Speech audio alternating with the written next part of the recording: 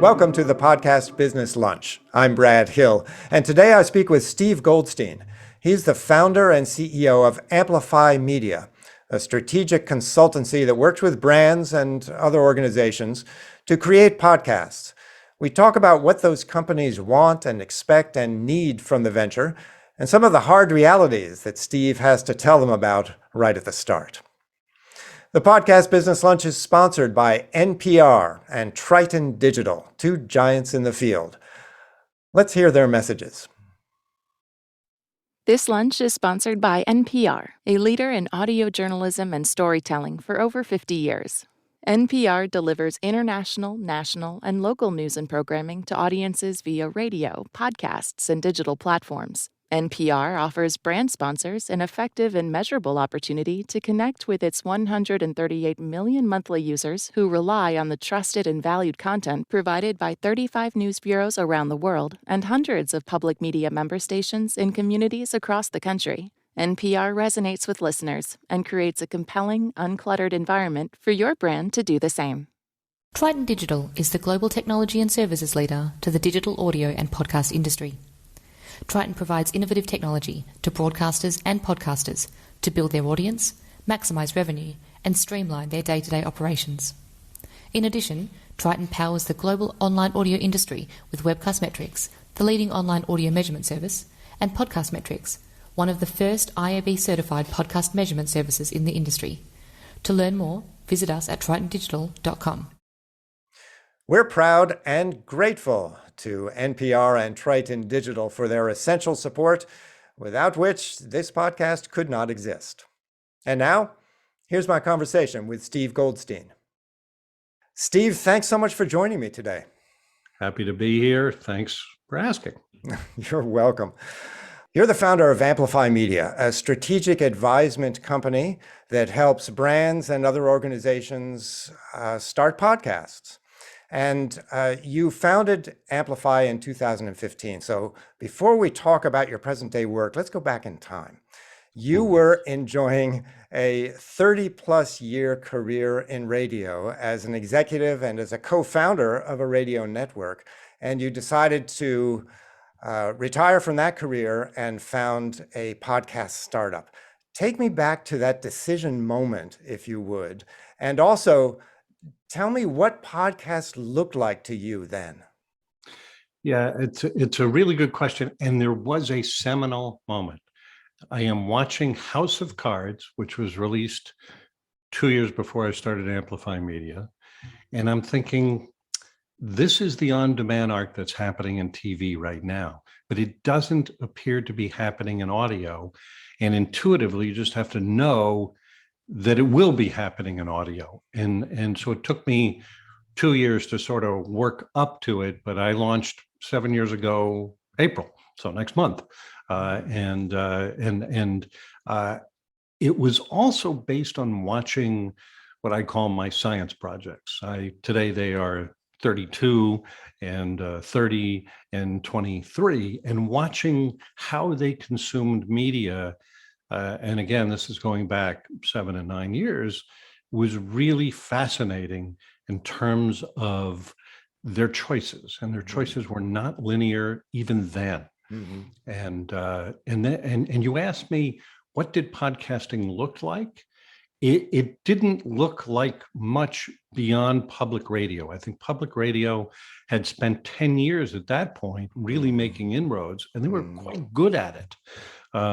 But that was on the public non-commercial side, and nothing had happened on the commercial side. Mm-hmm. There was nothing. There was just a bunch of small niche shows. Some were high quality, but most of them were, early stage podcasts. Mm-hmm. How has radio done, in your opinion, since then? A lot of acquisition, of course, we all know that. But in terms of content creation, has radio, commercial US radio, what has it done? Yeah, it's a mixed bag, and it depends on the company too. I mean, you have the iHearts who have been very aggressive, Odyssey very aggressive, but in general, I think you need to look at podcasting as a part of the digital build for radio stations. And today, after about 15 years of streaming, they're at about 12% of their content being consumed digitally.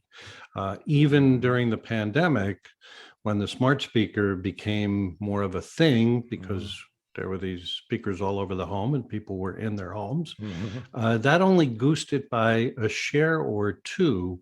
So you still don't have a lot of digital listening. And I think there is this fear of, where podcasts fit into the ecosystem. And I certainly don't want to do the cliche, digital dimes versus dollars. But there are a lot of radio stations. When you have the conversation, they say, how do I make money on Tuesday? And it's not going to happen that fast. And so they have to be far more intentional about it. I was at the very first conference I'd been to in months and months and months. Very recently, it was the Barrett Sports Conference in New York, and my guest for a panel was Gordon Burrell, who tracks local media. And if you want to spit up your lunch, go watch a session with Gordon about how it's going to change. And his feeling is 10,000 radio stations in less than 10 years will be 5,000 radio stations, and that 80% of the dollars coming through the local market are now Google and Amazon and Facebook. And you've got all this competition from the TVs trying to hang in, newspapers, which in many markets barely exist. I mean, the whole market has changed, but the driving force is going to be, going back to my science projects, how they consume content. And the median age for a sports radio station is 49. The median age for a news talk radio station is 56. How are you going to get the 30-year-olds in the fold unless you meet them where they are? Okay. Well, let's talk about your work with Amplifi. I don't think you've worked with any radio networks on creating podcasts, but you certainly have worked with many brands. Do you consider Amplifi a branded podcast executive producer? Is that one way to look at it? We've done some work in the branded sector. We co-produce what many consider the top branded podcast out there. And sadly, I can't tell you who it is because we have an NDA, but it is a monster.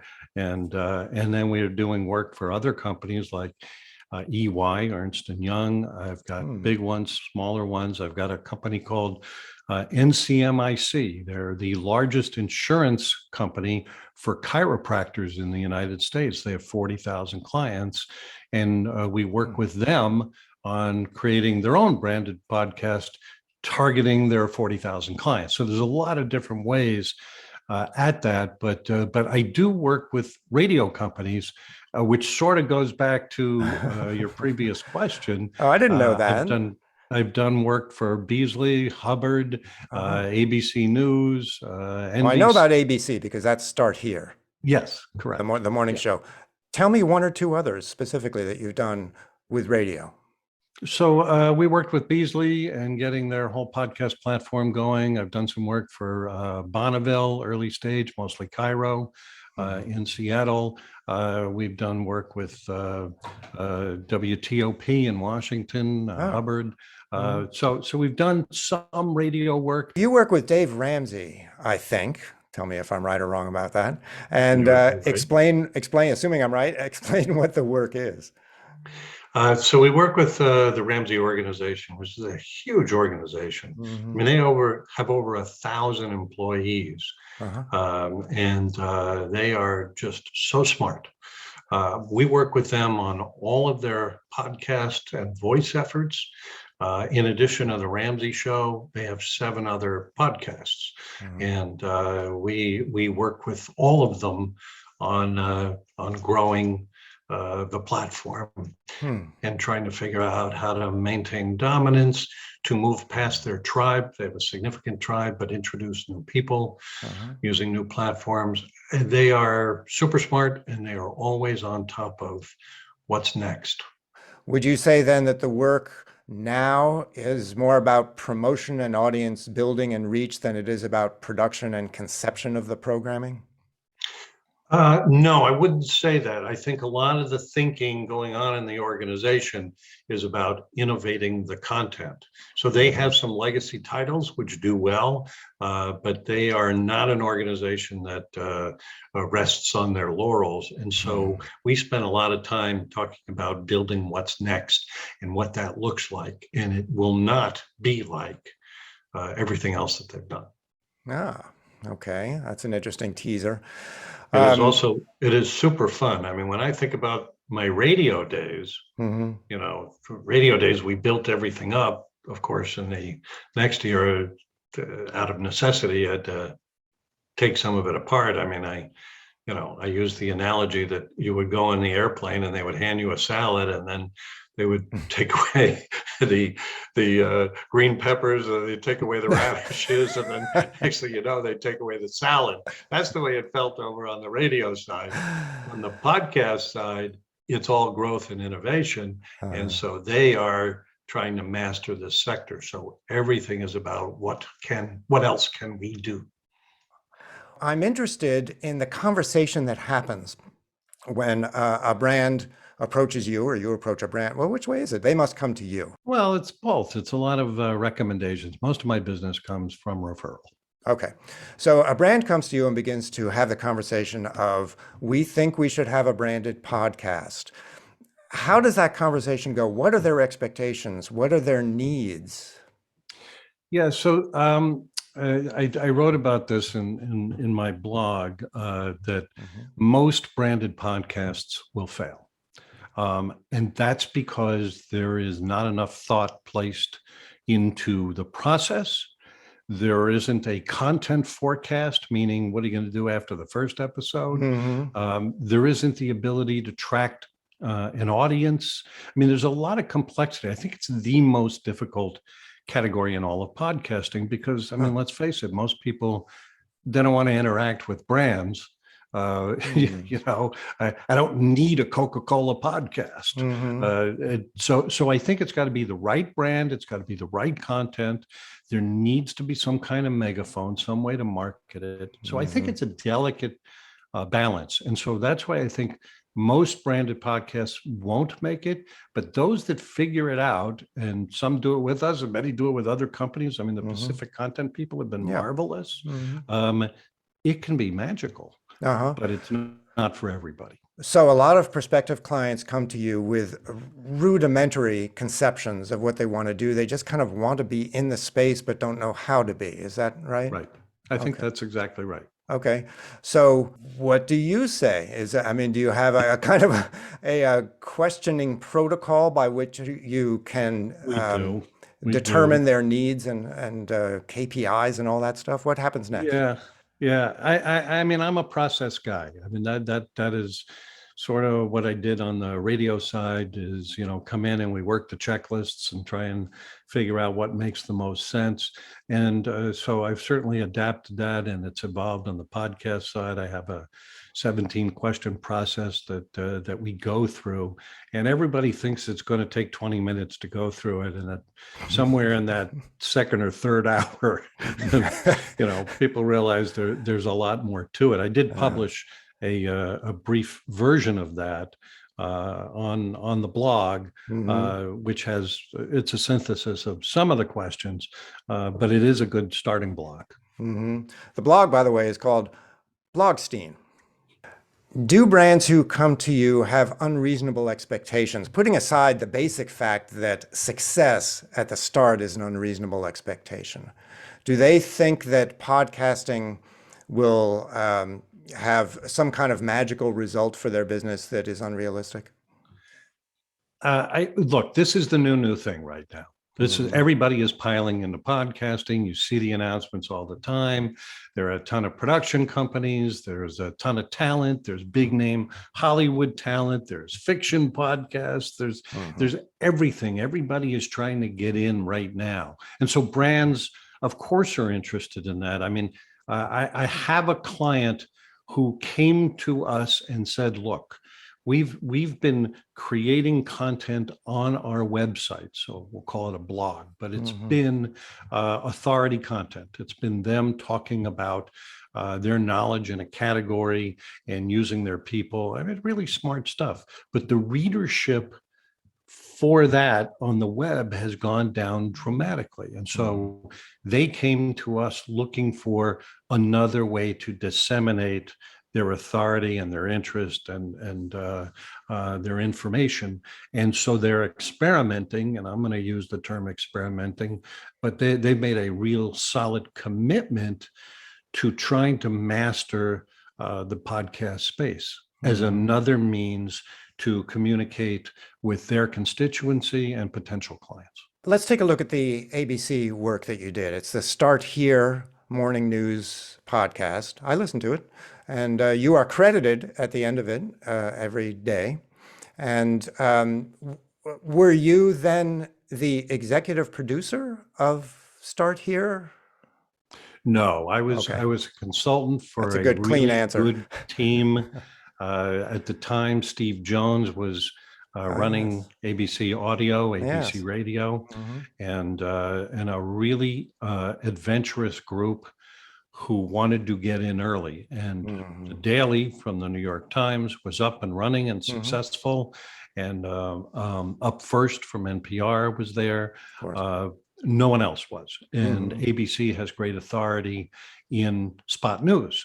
I mean, when you think about David Muir and World News Tonight, but so there was nobody in the big broadcast companies doing anything like this. And so they got the green light from ABC News, and I advised them through the whole process at the outset for about the first year and a half. Oh, okay. So were you a part of creating the template for the show? It's such a structured program, which I think is one key to success, is decide on how the structure of the thing is going to go and then stick to it. Were you instrumental in forming that, the format for the show? Yeah. The architecture of the show, the whole scaffolding was a group process, but yes. Okay. I imagine that ABC didn't necessarily need technical production support from you. I mean, they're a broadcaster, but there must be brand situations where the conversation includes, how do we do this technically? And do you get involved in that? There's far less of that conversation today and far more of the marketing conversation. And so I brought somebody in to work with me, Susie Schultz, because every conversation we have with a client starts with the content and immediately flips to the megaphone. How are we going to let people know about it? And one of the areas that we focus on is owned media, because a lot of these companies that we work with, they have assets. They have big web initiatives, they have email, they have a lot of social, but they don't necessarily use it well or know how to use it well in surfacing podcast content. And so we spend quite a bit of time on that. Okay. What's the biggest mistake that brands do or can potentially make when they are starting a podcast? The first thing that I think about is what the 10th episode is going to sound like. And I think that becomes more of a rigorous process internally when you have to figure that out. The other thing I've noticed with brand clients is that they need to devote a lot of time internally to this. It can't happen readily from the outside. It needs more than one point person. It needs integration internally. And so there needs to be that commitment. I would say that's probably the biggest pain point. Is that they have to learn a new language and they have to spend time with it. And they have to devote more resources possibly than they expected to. I would say almost universally that's Do you have some potential clients then that fall away from the idea because it's bigger than they thought? Yeah, I mean, if you read that blog post about why branded podcasts fail, Mhm. I am a glass half empty guy on a lot of stuff. Well, Um, I speak to you and Tom Webster and Eric Newsom, and you all are resolute pessimists. oh, well, if you're in the content end of the business, you know you're going to die. It's just a question of how fast and can you prevent it. So you go to the doctor and you try and figure it out. Oh my So that God. but yeah, somebody said to me a long time ago, every day your cume is going down. So that's a radio reference, but Hmm. it's true on the podcast side. Hmm. Every day your audience is going down. Somebody decides they no longer want to listen to it, or they forgot to listen to it, or it's sitting in the podcast queue and people are listening to an average of 5 podcasts. And so you get bumped off the shelf. I mean, Hmm. all of the time. And again, just substitute the name of the media here: TV, audio, Hmm. newspaper. Your cume is going down unless you do something about it. Let's talk about success stories with your clients. The companies that come in, receive your resolute pessimism, adjust to it, adapt to it, create a successful product that is good for them. What does that team say when they're reporting upward about what a great success it was? What are the elements of that success? So it depends. So first of all, I hope they say that. I hope they say that it was a success as opposed to, okay, contract's up, let's get that guy out of here. But I think that the big takeaway is linked to the mission. Okay. And each client has a different mission. And I think that's part of where we figure out what success looks like. Most podcasts are not going to have millions of downloads and listens. Mhm. Hopefully, they have made impact in a particular sector. Hopefully, they've got more rigor. I mean, I've worked with a client on a travel podcast. Kind of tough to launch a travel podcast in the midst of a pandemic, but we wanted to be out there so that when travel started again, the name was available, the content was available, and the host had experience, time in the cabin. So the initial phase was not about the downloads, it was about the proficiency. And now that travel is picking up, they are in a really good position to take advantage of luxury travel, which is what the niche is. Hmm. So in cases like that, it's about connecting with consumers and brand awareness. Or brand partnerships. One of the things that I am finding is that unless you have gobs of money and the owned media that we talked about, is you may need a partner. Mhm. And I don't think there's anything wrong with that. And in fact, I think there's a lot that's right with these synergistic relationships that are coming about with companies joining together. Somebody is good at producing content, somebody else is good at distributing content. Mhm. Tell me about the 10-second rule, which I love. Tell me about it anyway. So most people are making choices about content pretty rapidly. Do you ever punch up like a sitcom on TV and you know in just a few seconds whether that thing is any good or not? Mhm. I mean, sure, there are some shows where it takes a while. You need to get through an episode or two. Mhm. I remember Schitt's Creek, people said, you got to get 3 episodes in before you figure it out. But most people don't have that kind of attention span or interest with something. Mhm. In the early days of podcasting, there was a lot of, hey, what'd you have for breakfast today? Kind of opens to the shows. And, The hey, early that's a nice days, I shirt still you're hear wearing. too much of that. Still hear too much of that. Let's get to it. Let's not waste people's time. Mhm. And they are very narcissistic about their time, as they should be. Mhm.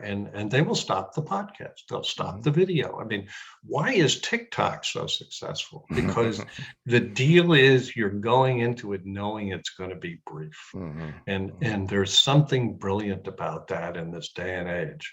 Too bad for the Quibi guys, but TikTok Yeah. is Quibi, isn't it? For me, it's really a 5-second rule. The first 5 seconds determine whether I'm going to listen to the next 5 seconds.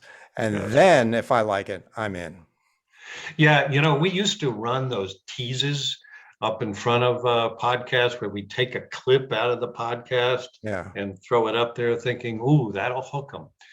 But those teases often took 20, 25 seconds, and they didn't do a good job in hooking. Way better to get the host to go in right away and talk about the benefit of listening to the podcast right now, what you're going to get off of this episode. Well, so I wonder what you think, even though this might take us away from your business particularly, but what do you think about opening with a block of pre-rolls?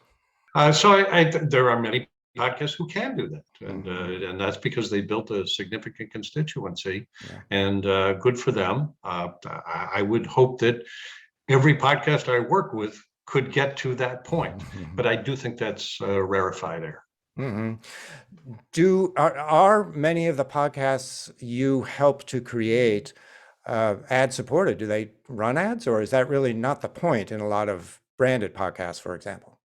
Well, on the branded side, certainly not. On the commercial side, we do plenty of work in the commercial sector, and yes, of course. So it does come down to ads, and I love that there are choices in ads, that we have moved beyond that baked in live read, which is terrific, but that's not the right thing for every client. And some of them, and I think about this like network radio, some of them are never going to aggregate a big enough audience to command that live read. So maybe they need advertising coming in different forms. And that's where these aggregators, these networks are going to be really powerful. And you see them building, the fortification. I mean, they are going to be able to serve ads, not to the 1% of podcasts that can be sold and have massive audience, but to the other 95, 96, 97% of podcasts that are going to need some automated fashion. And so I think about it like network radio, where they would take a pile of sports shows and put them together, a pile of, classic rock shows or female targeted shows, and make a network out of them. I think we're going to see the same thing. I think we are seeing the same thing in podcasting. Steve, I am an avid reader of your blog, Goldstein, as everybody should be. Tell me about the grid of pain that you once wrote about. Oh yes, the grid of pain. So that was borrowed from David Lebo and Jimmy DeCastro, who ran a company called AM/FM for a period of time, and they created the grid of pain, and I revised it for podcasting. And essentially, you want to be in the upper right-hand corner, which is the high awareness corner and a high value content. But It's kind of like a SWOT chart, isn't it? Yeah. Oh, yeah. But I mean, it's it's a little bit of a Rorschach chart, because most of the dots are going to be in the bottom left sector, which is low awareness and low value content. I mean, there's a lot of low value content out there, and they're going to have a tough time in an environment in which there's so many, pieces of content competing for time. And then I'm not just talking about podcast content, I'm talking about all content. That anything that is low value and low awareness is going to get throttled. I mean, it's just going to have a hard time surviving. So that's why it's the grid of pain. So it's hard to get from the bottom left to the upper right, or maybe it's the other way, depending on where the camera is. Who knows what Zoom's going to do to that? Yeah, but it is that is the hardest part. And by the way, the proof on all of that is if you go look at the either Podcast Index or Daniel J. Lewis's site, 80%, 8 out of 10 podcasts are inactive. They're gone for whatever reason. And there are a variety of reasons. That could be a limited series. They could have been some guys in the dorm room trying it out, during the pandemic. I mean, there are a lot of reasons, but 80% of the podcasts have not produced anything in at least 90 days and more like, more than a year. Yeah, so I was going to bring that up. Back to that grid of pain. Right. I was going to mention that because that was the subject of one of your blog posts as well, that there aren't really millions of podcasts. I don't remember the number you arrived at, but maybe you do. Could you talk about that? You have a little bit, but just continue that thought. What is the universe of podcasts really? Yeah, so that's a moving number. So I wrote that post over a year ago. So I don't know what the new number is. I do know that 200,000 podcasts have been produced in the last 7 days. That's it. Out of that 2.5 million or whatever the number is. And it really depends. Oh, you mean, there are different numbers in different places. Let me clarify that for my own mind. You mean 200,000 podcast episodes have dropped? Yes, correct. Okay. So the universe of podcasts, well, we don't have a number is what we're saying. We don't really know how many podcast titles are active in the market. Yeah, I mean, it's a moving number. I will say that there was a flood of introductions during the pandemic as people were sitting around trying to, futz around with this stuff, Sure. because the barrier to entry is quite low, and there's something wonderful about that. But the barrier to developing audience and being able to keep up the content, that's a different threshold. But it is a way smaller number than most people think. And I remember working through the numbers, and I actually tried them out with my friend Pierre Bouvard over at Westwood One, and Pierre said, "This is the greatest number I've ever seen in all of podcasting." I go, "Yeah, but I'm tearing apart the industry here by narrowing the number." He says, No, you have it wrong. The advertisers are overwhelmed by choice. And what you're saying is there's far less choice, and that makes it a lot easier for them to get their arms around it. So there's another perspective which was quite true, is quite true, and you see the growth in podcast spending with brands. Yeah, how interesting. Also, you can go to Listen Notes to see the pace of podcast creation, and you can see the COVID effect, spike for 2 years, and now beginning to fall off the cliff. Right. Still, a lot of content out there, and as I mentioned, the barrier to entry is low, so there's a lot of experimentation. But if you look at the number of podcasts that stopped producing, and then you figure out why, sure, most of them are going to be about finding an audience or finding a monetization model. Sure, yeah, or even just the effort of making it every week. Easy to experiment, hard to follow through. And I am the only American without a podcast. I just would like to. What a fine distinction. For the record. Outstanding. Now, this might take you off your track a bit, but let's talk about subscriptions. What is your thought about what I guess we can call kind of a renaissance, thanks to Apple's launch of their subscription product? My main question to you is, even as it seems to take off initially, is there real consumer value? Yeah, I think it's a great question. It's somewhat of an unanswerable question because we're, I don't know, first inning, second inning. I do think that the barrier is difficult. I sort of look to the NPR people, because if anybody is going to be able to figure it out, it's that crew, because they have a model in which they've asked people for money for years and years. Good point. But they never asked the podcast listeners. So I do think they have a pardon the pun, a drive that no one else has. But I don't think the numbers are big, and I don't think they're going to be big. I think it's too early, but I also think you have to think about people's wallets. And we're overwhelmed with streaming services, and you see the drop-off rate, the renewal rate on a lot of the streaming services. I mean, how many do you need? Netflix, Disney Plus, Paramount, there's so many of them, and it's costing a lot of money. Well, we in subscription have to fit into that ecosystem too, as people plunk down their MasterCards. Yeah, good point. Well, Steve, it's a great pleasure to talk to you. Thank you for making time to do this. And is there anything I haven't asked you that you'd like to answer? I don't know, but I'm sort of hoping you would play a couple of notes on the keyboard, do some custom music on the way out here. I'll play, but you won't hear anything. That's too bad. But I did see the video of you playing, and loved that. Thank you. Yes, I'm an amateur classical pianist, and over here, although nobody can see it, is a 6.5-foot grand piano. I can't wait to hear the podcast, but of course you'll have to pay the rights fees on the music to somebody. Thanks again, Steve. It's always a great pleasure to talk to you. Thanks for asking, Brad. Good to talk to you.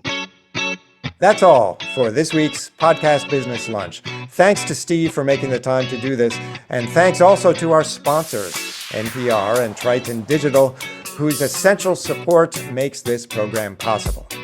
Be sure to visit rainnews.com.